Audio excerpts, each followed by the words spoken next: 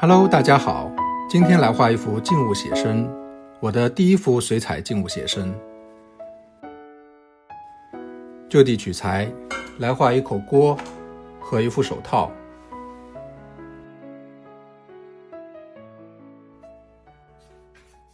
这个素描稿有一点好，手套不用画得很准确，像那么回事就行。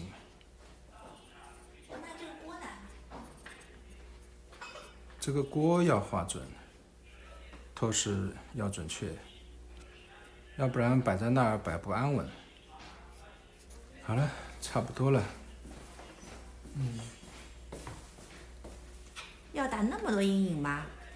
好吧，擦掉一点。先来刷一遍水。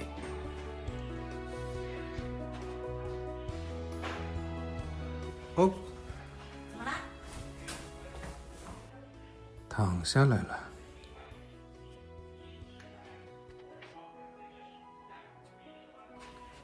群青。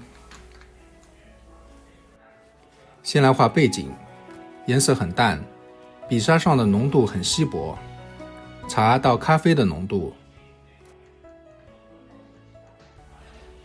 加一点暖色。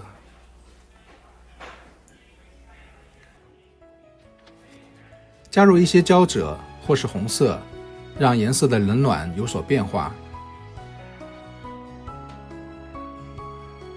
再加入一点黄，带点绿灰，刷下来。还是没掌握好，干了以后会这么淡。加入群青、咖啡的浓度。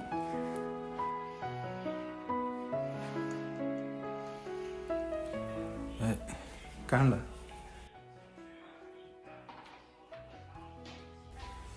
不是，刚才这儿没刷水。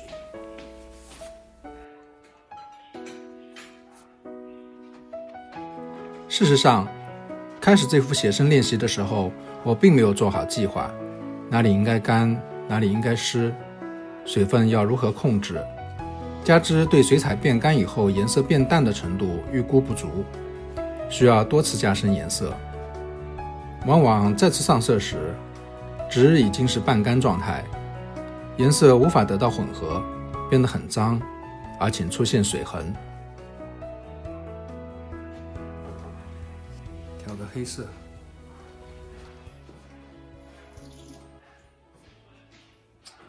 手抖得不行了，本来觉得应该是一笔很干脆的一笔，它就是到不了位，光火也没用。现在就是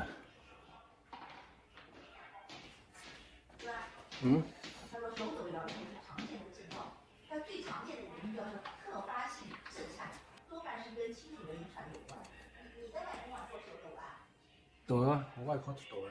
是吧？就是他的手抖不一定是他的。加入黄赭，画锅子的内壁。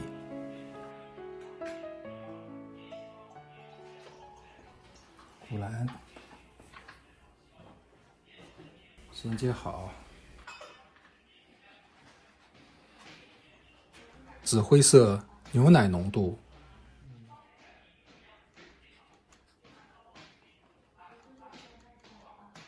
帮帮忙，别翻车。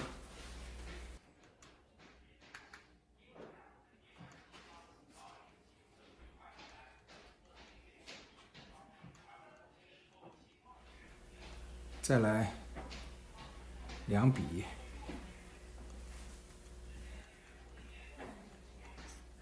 换支小的尼龙笔，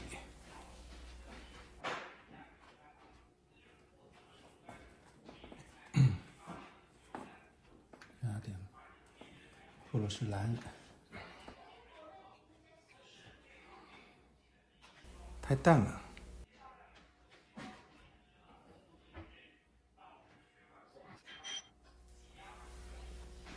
来个暖灰色，可以明显的看到笔刷上颜料的浓度很稀，都淌下来了，但由于之前画的蓝色部分还很湿，我可以让它们相互融合。要点是笔上的颜料不能更水，只能更稠。貌似这一笔又太水了。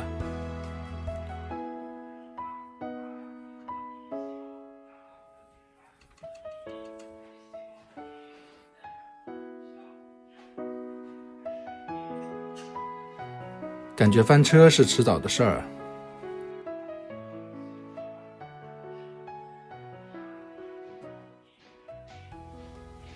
画得跟狗啃的一样。今天开始的有点晚，现在天色已经暗了，今天只能画到这儿了，明日再战。好，我们继续来完成它吧。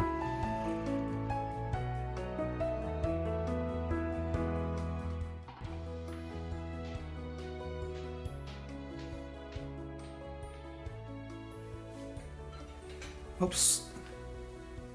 怎么了？哇，这颜色怎么这么脏？这是要将脏进行到底的节奏了。颜色上了一遍又一遍，自然就没有透明的感觉了。不过我自我感觉还挺好的，觉得明暗和色调关系在一点点被塑造出来，金属的感觉也有了。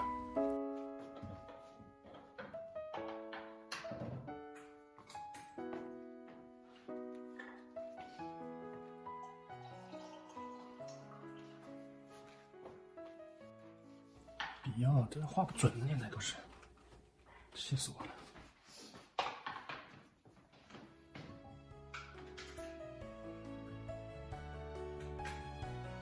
开始来画手套了，没有抓清水，直接用薄薄淡淡的颜色来画，但是颜色有冷暖的变化，一笔一笔来衔接。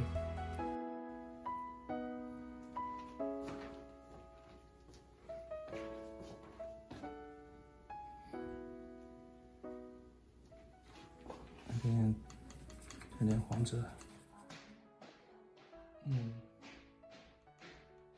来点红的，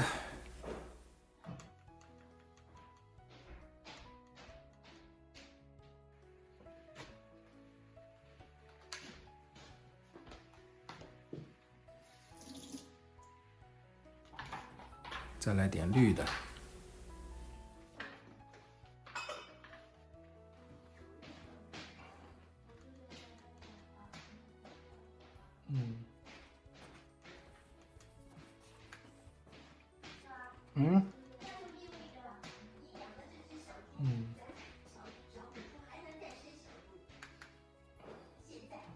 啊，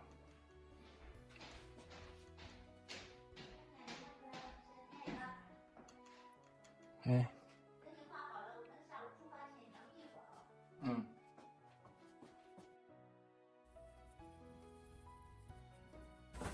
这调色盘不行，迟早要换一个调色盘。这个是你新买的吧啦？是新买的，但不行。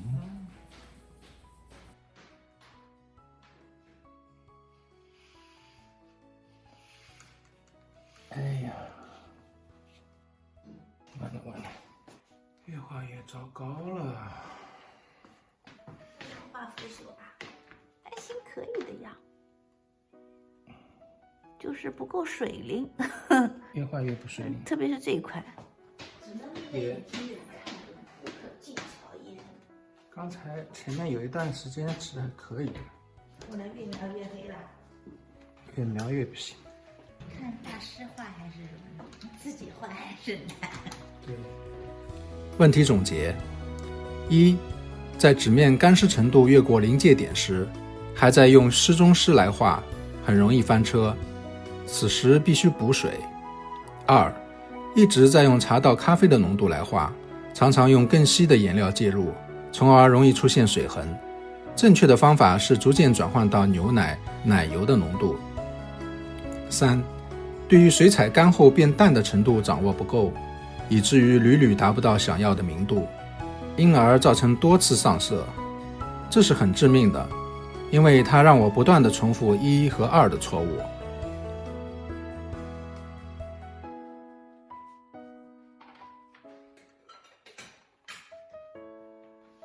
现在是传说中的 lost and found 事件。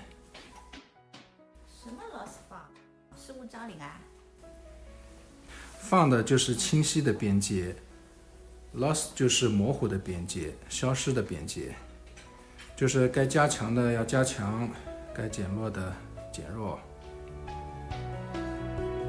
Lost and found 是处理主次虚实的重要时刻，主体被塑造和突出，是明暗、光线等效果得以体现的关键阶段。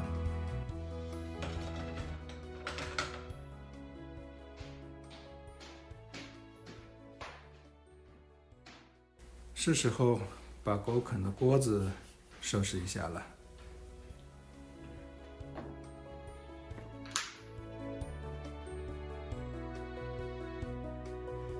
最暗的和最亮的部位需要加以进一步刻画，物体跟着就精神起来。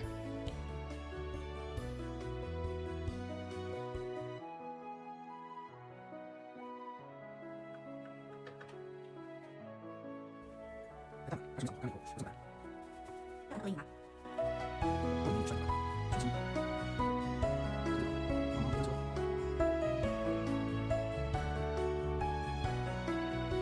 好了，还是可以，还可以吧？谢谢观看，下次再见喽。